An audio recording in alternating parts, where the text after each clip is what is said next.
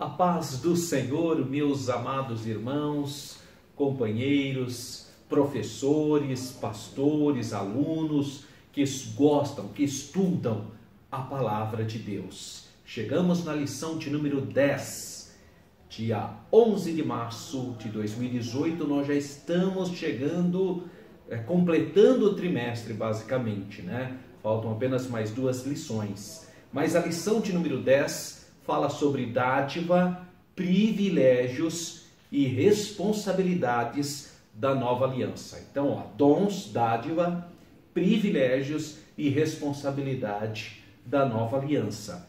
E o texto áureo está em Hebreus capítulo 10. Lembram que eu pedi para você incentivar o seu aluno a ler a epístola aos Hebreus.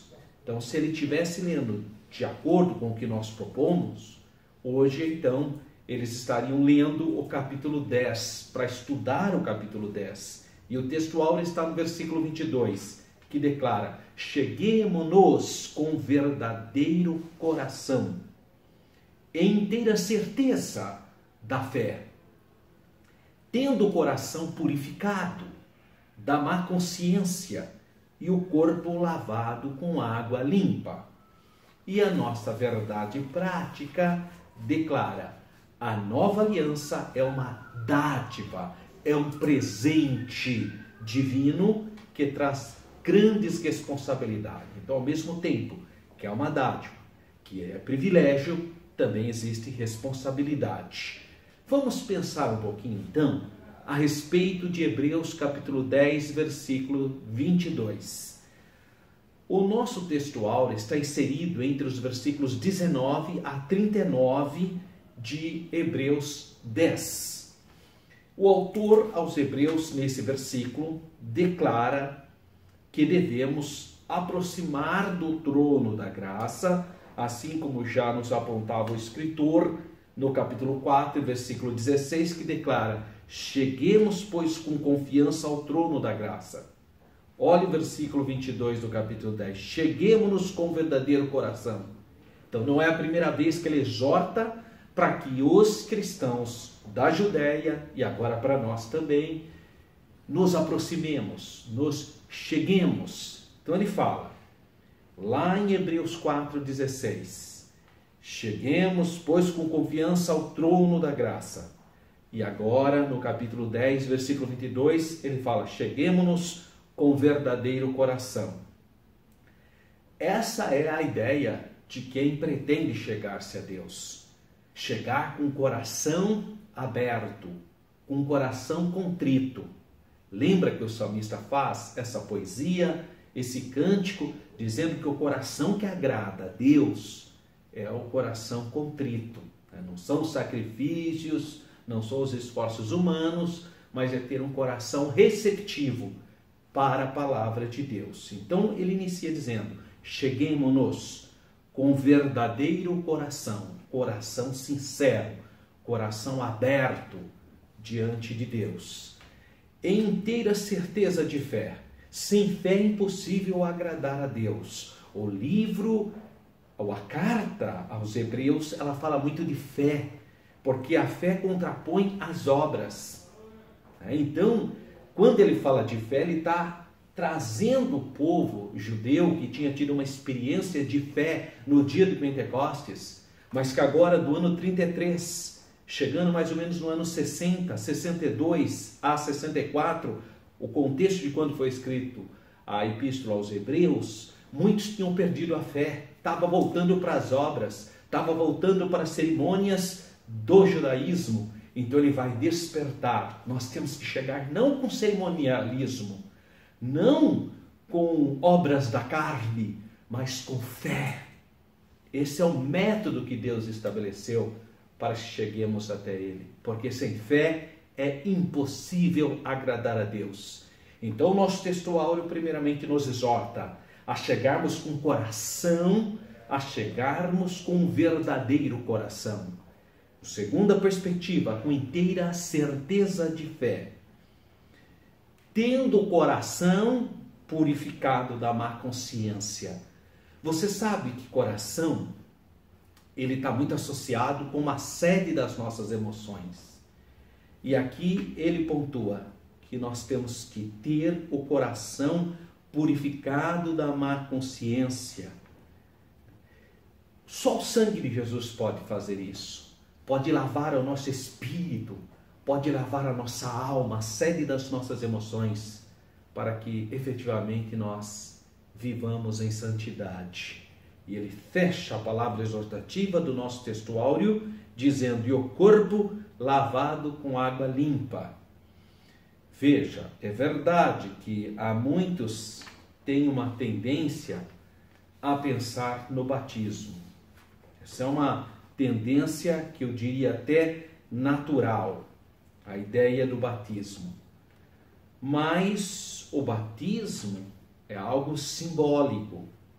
Então, aquele batismo cristão que nós estamos falando, quando a pessoa crê, é ensinada, é discipulada, já não vive mais como o mundo, o curso do mundo, morreu para o mundo, então simbolicamente ele é sepultado nas águas do batismo e ressuscita para ver novidade de vida, como diz Romanos capítulo 6.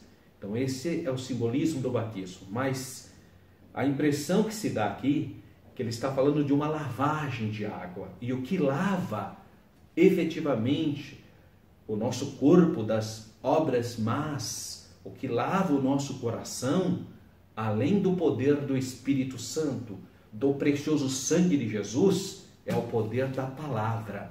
A palavra de Deus é a água purificadora. Purifica-me pela palavra. Então, a palavra são águas que vão limpando o ser humano.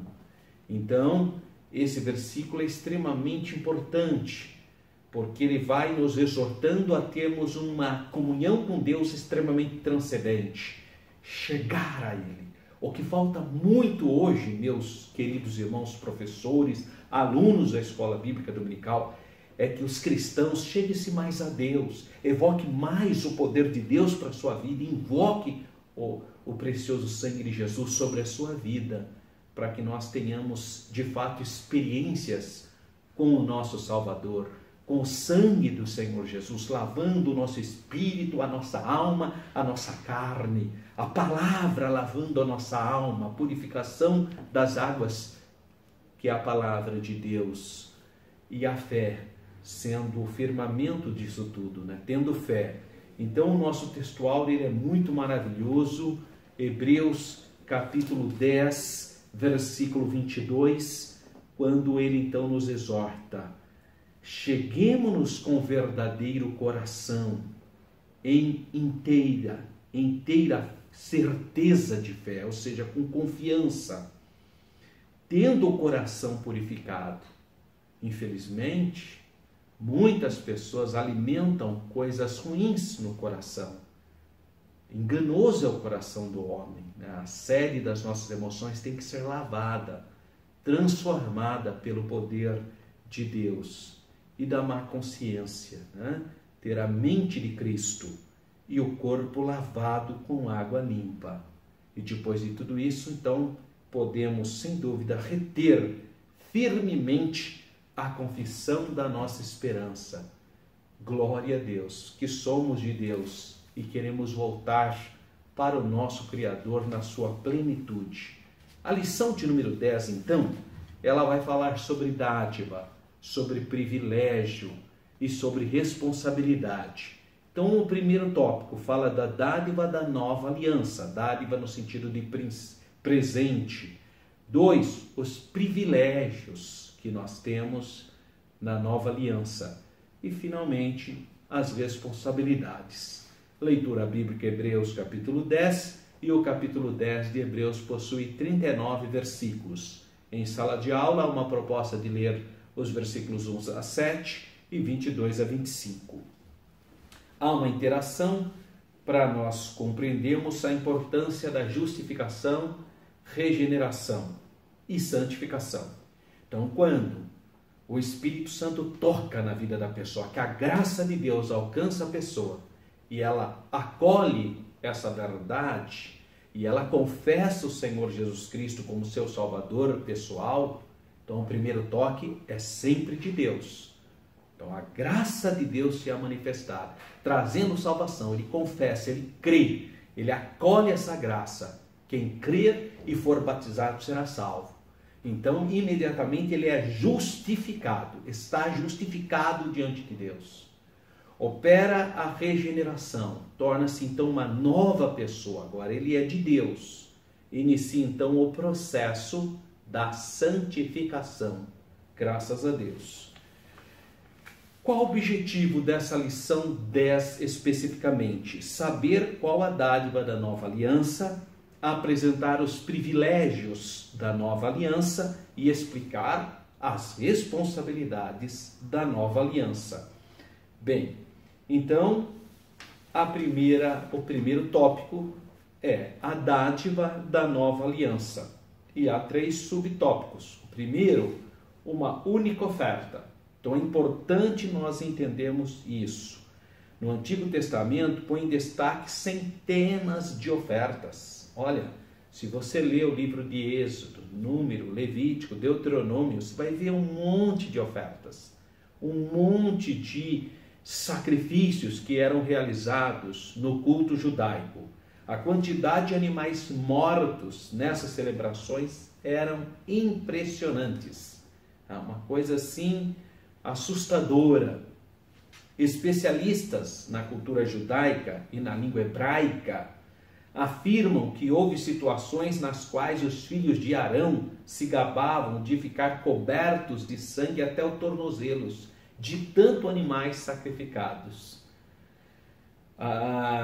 O historiador judeu Flávio Joséfo, no livro, na parte Guerras Judaicas, ele fala que centenas de milhares de sacrifícios eram feitos. E para o autor aos Hebreus, esses sacrifícios não passam de uma sombra do qual Cristo era a realidade. E isso a gente vê em Hebreus capítulo 10. Ele fala, porque tendo a lei as sombras dos bens futuros e não a imagem exata das coisas. Então esses sacrifícios todos apontavam para um único e verdadeiro sacrifício, porque era cópia, era sombra, eram sombras de algo maior. Cristo, com uma única oferta, realizou a obra da redenção, graças a Deus. Hebreus 10, 14 declara, porque com uma só oblação aperfeiçoou para sempre os que são santificados. Um só sacrifício, graças a Deus. 2, um único ofertante. A oferta foi única, o ofertante também foi único. É o que diz Hebreus 10, 12, quando está escrito, mas este, havendo oferecido um único sacrifício pelos pecados, está sentado para sempre à destra de Deus. Então, semelhantemente a Melquisedeque, Cristo não apenas oficia como sacerdote, mas também governa como rei. Lembram de Melquisedeque, rei e sacerdote. Cristo é da tribo de Judá, judeu, descendente de Davi, e é sacerdote eterno, segundo a ordem de Melquisedeque, que era rei e sacerdote. E 3, uma única vez, graças a Deus, uma única oferta, uma única vez, um único sumo sacerdote. Um dos pontos mais destacados na epístola aos Hebreus foi o caráter único do sacrifício de Cristo. Enquanto os sacrifícios da antiga aliança necessitavam ser frequentemente repetidos, todo o tempo tinha que estar sendo feito, o de Cristo em favor a mim, a você, a todos nós, foi único. Por esse fato demonstra sem erro que, por um lado, os sacrifícios de animais eram imperfeitos, porque tinham que ficar repetindo e jamais poderiam aperfeiçoar alguém, e que, por outro, deixa claro que somente o sangue de Jesus pode satisfazer a justiça de Deus. Eu sugestionei para você que é professor, aluno da Escola Bíblica Dominical, a obra de Flávio Joséfo, História dos Hebreus.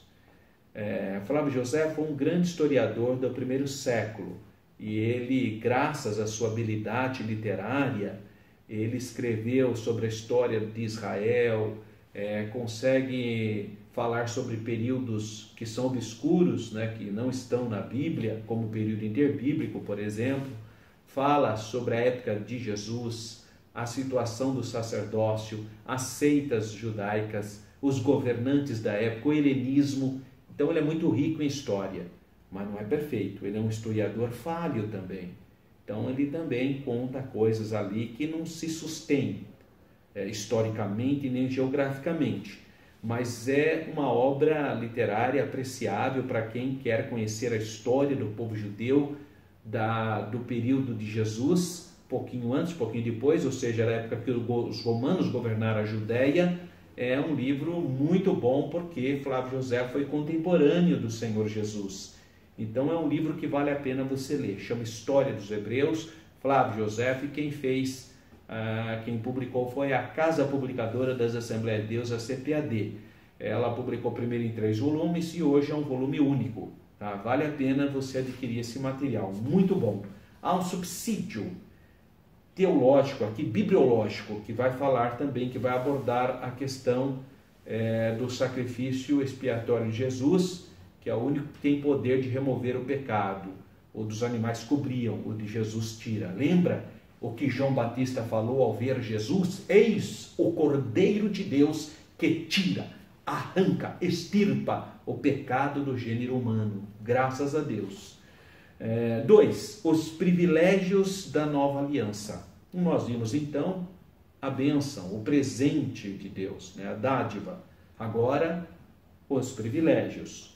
Bom, então aí a gente vai falar sobre regeneração, uma consciência limpa e adoração. Então, regeneração, consciência limpa, adoração, comunhão. São privilégios da nova aliança. Primeiro, regeneração, ser regenerado, ou seja, nascimento de novo nascimento. A diferença entre o culto da antiga aliança e da nova aliança pode ser vista no contraste entre ambas as alianças quanto à eficácia do sacrifício. Então, o fato de você ir lá e ofertar um sacrifício de animais não gerava mudança de caráter no indivíduo, não produzia mudança de coração. Então era apenas uma cerimônia e com o tempo ficou estritamente cerimonial mesmo. Já em nós o sacrifício de Jesus produz novo nascimento, mudança de vida. Aquele sangue de Cristo que me limpa do pecado faz que eu viva a vida santa. E portanto me dá uma consciência limpa, uma consciência santificada, o que não ocorria no antigo pacto. Tanto é verdade que quase sempre eles estavam fazendo novos sacrifícios, ao ponto de um dos salmos declarar que Deus não se impressionava ou estava satisfeito com o sangue de animais, né? Porque é o mecanismo, né, o cerimonial que torna-se as coisas mecânicas. As pessoas estão fazendo aquilo, mas o coração está longe daquilo. Estão fazendo por apenas uma obrigação religiosa. Isso é muito comum nas religiões legalistas. As pessoas fazem aquilo porque são obrigadas a fazer. Não há altruísmo, não há liberdade de consciência. E o cristianismo nos dá essa oportunidade de você orar do fundo do seu coração, de você adorar do fundo do seu coração, de você bendizer o nome do Senhor, de você ler a palavra, tudo espontaneamente, não porque você é obrigado. Então muita gente fala, eu admiro esse tipo de pessoa que faz isso, faz assim, mas ele é obrigado. Ele já está acostumado a fazer aquilo. Às vezes o coração dele nem está aqui, ali, ele nem queria fazer aquilo, mas é obrigado. Mas no cristianismo não, você é livre. Você pode altruisticamente adorar a Deus na beleza da sua santidade. Então isso tem a ver com adoração. A verdadeira adoração é o que o Senhor Jesus nos ensina, adorando a Deus em espírito e em verdade. Tem que adorar ali, tem que adorar lá, tem que dobrar o joelho não sei de que jeito, pôr a cabeça não sei na onde, pôr a mão. Pare, irmão. Você adora a Deus em espírito e em verdade, porque o Senhor é vivo, Ele conhece o seu coração. E o importante é ter uma boa consciência e adorá-lo altruisticamente. Nós não somos robôs, nós não fomos predeterminados para adorá-lo. Não, não é isso. Já pensou que horrível se você fosse programado para fazer isso? Então você não faz espontaneamente. Isso não é amor. Predeterminação, predestinação não é amor. Para haver amor tem que haver liberdade, tem que haver livre-arbítrio. Você está fazendo isso porque você quer, porque você ama, porque você adora a Deus, porque você reconhece a obra expiatória de Jesus. Isso é liberdade. E liberdade tem a ver com amor. Por ser livre você pode expressar o amor verdadeiro. Isso tem a ver com comunhão, comunhão com as coisas espirituais. Isso que é maravilhoso no cristianismo bíblico. Então, o resuminho do tópico 2.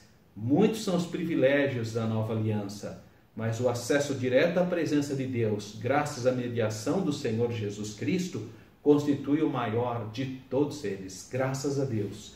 Você tem um grande subsídio teológico falando sobre os privilégios da nova aliança e, finalmente, a nossa lição vai terminar no tópico 3, as responsabilidades. Se a gente viu dádivas, se a gente viu privilégios, vamos ver também as responsabilidades. E uma das primeiras que ele nos exorta a sermos vigilantes. Tem que haver vigilância, né? Estar atento. Não há dúvida de que ele acrescenta que um cristão genuíno pode, infelizmente, cair da graça. Pode, se ele não vigiar, se ele não estiver atento. Olha, nós temos a parábola das 10 virgens. Elas não deixaram de entrar pelo fato de ser virgem. Não está em jogo a questão da virgindade. As 10 eram virgens. Portanto, as 10 eram puras. Agora faltou vigilância para 5. 5 eram prudentes e 5 eram imprudentes. 5 tinham azeite e 5 não tinham azeite. Mas as 10 eram virgens. Então, a discussão não é a questão da virgindade, da pureza, mas da vigilância. E o que ele propõe aqui para nós? Que nós sejamos vigilantes, que nós tenhamos o quê? Discernimento espiritual.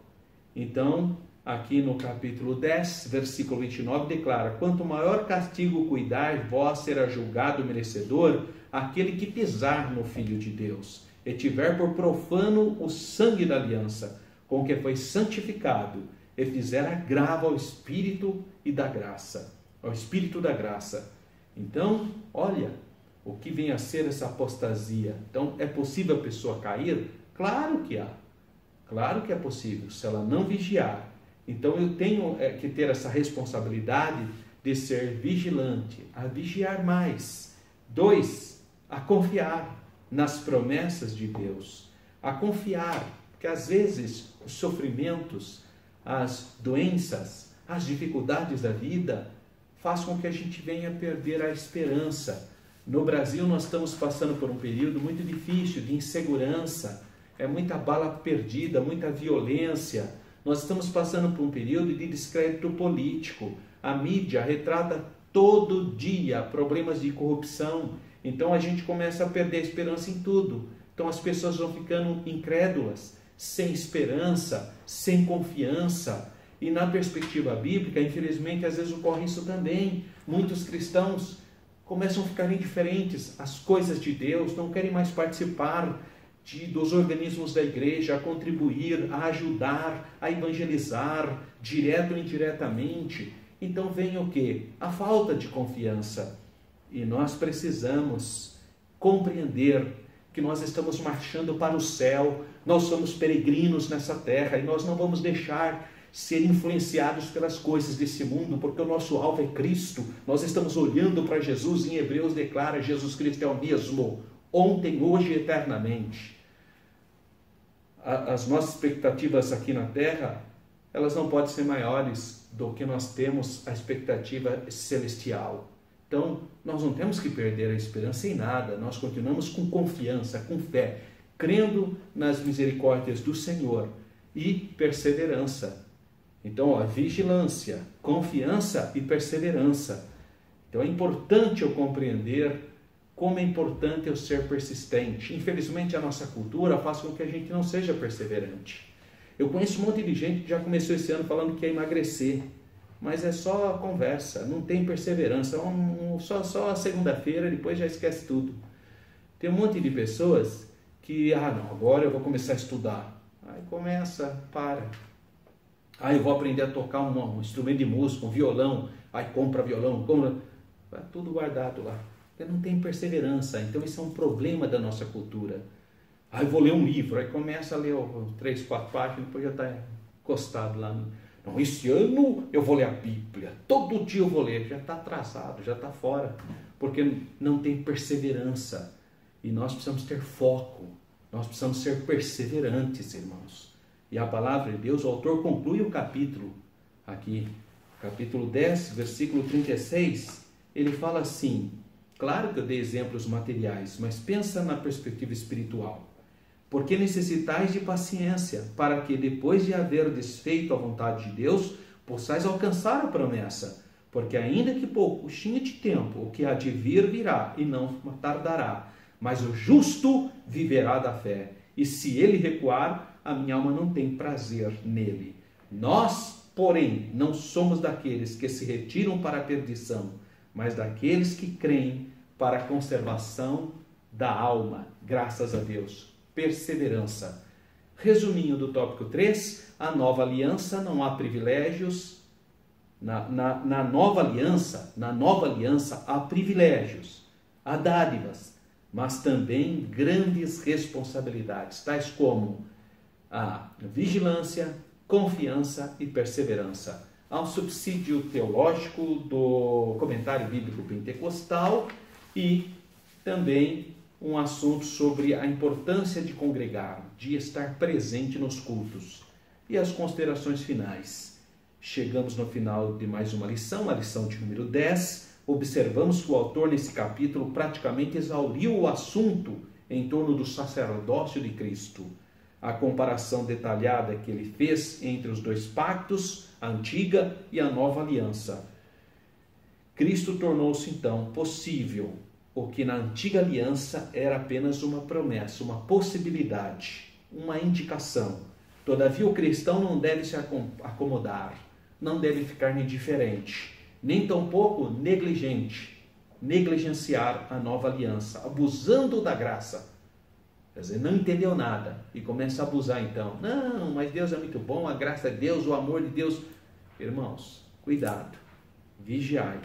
Em vez disso, ele deve demonstrar vigilância, perseverança em caminhar com Cristo. Que Deus continue abençoando a sua casa, a sua família, a sua vida. Não deixe de acessar o nosso site www.professoralberto.com.br. Um grande abraço, fique na paz do Senhor.